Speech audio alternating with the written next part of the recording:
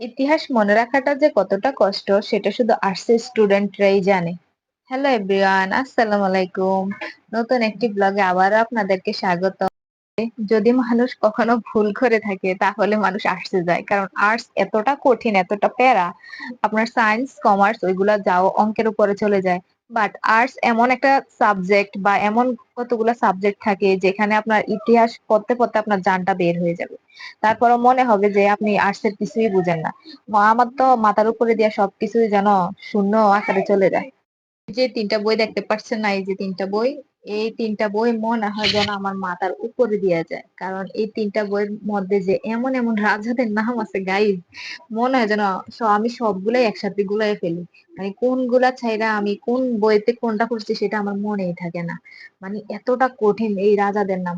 মানে রাজাদের নাম হইলো হয়, বাট তাদের দাদাদের নাম, তাদের পিতার নাম, তাদের আগের বাবার আগের দাদার নাম, এরকম ভাবে তারা কত সালে কি করেছে না করেছে এগুলা পড়তে পড়তে আমার জীবনটা তেজপাতা হয়ে যাচ্ছে গাইস।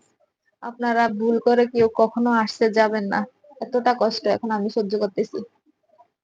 যে এখানে যতগুলা বই দেখতে পাচ্ছেন, এই যেগুলা, এগুলা সব আমার বই, বাট এই বইগুলো মনে হয় যেন আমার মাথার উপরে দিয়ে চলে যায়। আমি এদিক দিয়ে পড়ি, ওদিক দিয়ে সব গুলাই ফেলি, এদিক দিয়ে পড়ি, ওদিক দিয়ে সব গুলাই ফেলি। বুঝতে পারতেছি না এখন আমি কিভাবে পড়লে মানে আমার পড়াগুলা মনে থাকবে। প্লিজ আপনারা তো যদি জানেন তাহলে আমাকে একটু পরামর্শ দিন। আর আমার একটাই কথা, কেউ ভুল করে কোনোদিন আসতে যাবেন না, সেটার মাসুল এখন আমি দিতেছি। অনেকে তো মুখ দিয়ে বলে ফেলে আর্টস অনেক সোজা, বাট যারা পড়ে তারাই না বুঝে কত ধানে কত চাল। এখন আমি তো হাড়ে হাড়ে টের পাচ্ছি। আমিও আপনাদেরকে বলবো, কেউ কখনো আসতে যাবে না, কষ্ট হলে সায়েন্সে বা কমার্সে যাবেন যদি আপনারা ম্যাথ ভালো বুঝেন। তো আপনাদেরকে একটু আর্টসের প্রশ্নের ধারণাটা দিচ্ছি। এই যে দেখুন, আব্দুর রহমান আল গাফিকি ও তুরস্কের যুদ্ধ, এটা দেখুন এ পর্যন্ত আছে। তারপরে এই যে এখানে আরেকটা প্যারা, এই এতটুকু প্যারা, এটা কি সম্ভব গাইস? এটা কি সম্ভব লেখা এখানে? একটা লাইন যদি বাদ দেওয়ার মতো, সবগুলা ইম্পর্টেন্ট লাইন। এই যে তুরস্ক যুদ্ধের ইয়াটা এদিকে, এটা আবার এতটুকু। এই যে দেখুন গাইস, তুরস্ক যুদ্ধ এখনো শেষ হয় নাই। এই যে এই পেজটা পুরাটা, এখানে আবার এই তুরস্কের যুদ্ধ, এই যে তুরস্কের যুদ্ধের,